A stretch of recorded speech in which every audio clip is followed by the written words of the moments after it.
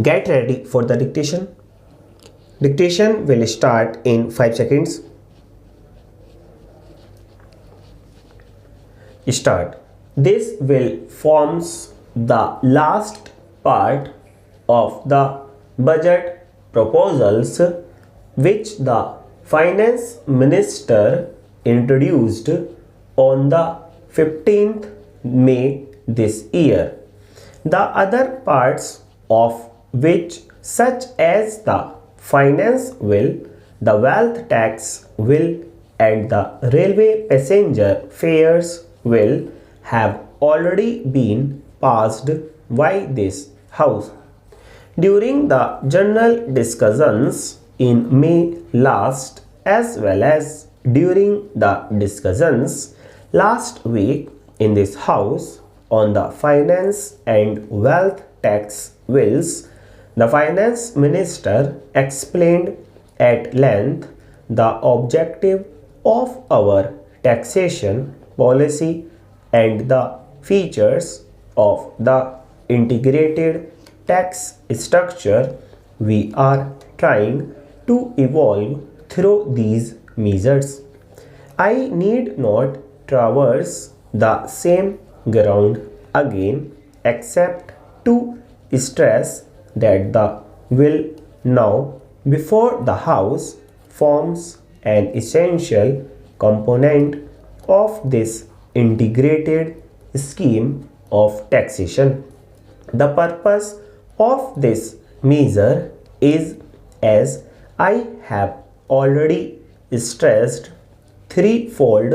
Firstly, it is undoubtedly the augmentation of public revenues to the extent this measure is capable of doing so. Secondly, which in my opinion is even more important, it is to reduce the excessive consumer spending and divert the surplus funds towards savings. And lastly, together with the wealth tax and the income tax acts, it would provide an effective weapon to counter tax evasion and avoidance. Before I take the House through the provisions of this bill as passed by the Lok Sabha, I may say that the scheme of expenditure tax has not been supported without adequate support not only in the other House but also among the public at large.